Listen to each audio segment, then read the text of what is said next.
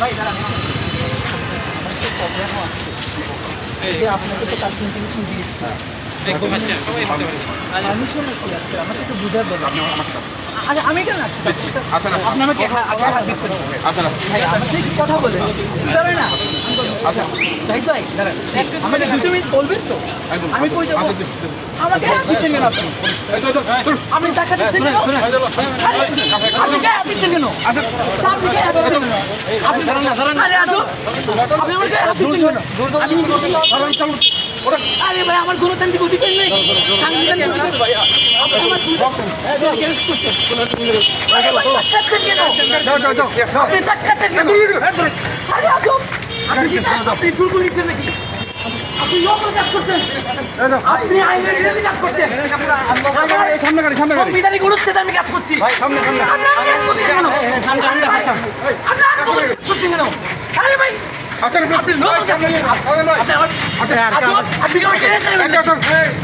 আরে ভাই আমার অপরাধ অপরাধ কি বলবো? আরে অপরাধ বলবেন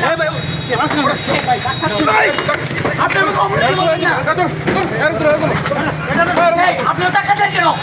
টাকা দিয়েছেন কেন? আপনি আইন বিরোধী কাজ করছেন। আমি ইন্টিমেশন দিয়েছি, আইন বিরোধী কাজ করছেন কেন? এরা আগে থেকে আমাদের দ্রব্যমূল্যের প্রোগ্রাম ছিল, আগে থেকে অবগতি করা ছিল। পুলিশ আমাদের 2 জন ছেলেকে অ্যারেস্ট করেছে এবং কোনো ধরনের অপরাধ ছাড়া আমি এখানে এসেছি, ওদের সাথে কথা বলেছি যে কেন আমার 2টা ভাইকে অ্যারেস্ট করা হলো, রাজু এবং সুমন, তাদেরকে কেন অ্যারেস্ট করা হলো। উনি কোনো কথা না বলে, কথা সুযোগ না দিয়ে উনি জোর করে কীভাবে জবরদস্তি করেছে আপনারা দেখেছেন। এই সরকার কি চায় আমরা আসলে আর কিছু বলেন নাই, তার যেটা করেছে।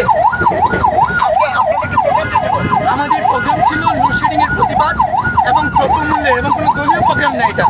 এটা হবিগঞ্জের সর্বস্তরে ছাত্র জনতার ব্যানার প্রোগ্রামের কথা ছিল।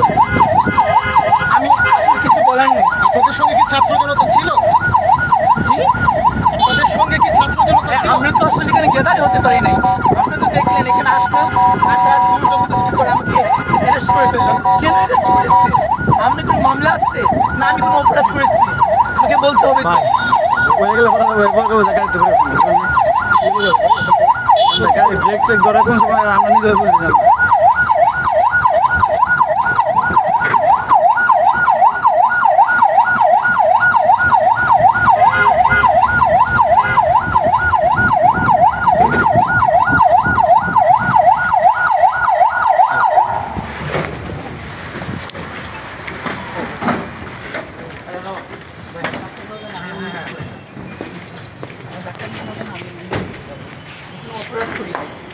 ওসি লোভুল কাজ করছে, উনি রাজনৈতিক করতে চাইলে উনি রাজনৈতিক দলে যুক্ত হচ্ছে।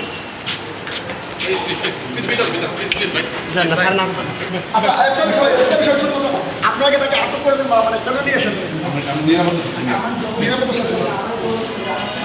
খবরের কাগজ, নিখাত, নির্ভীক, নিরপেক্ষ।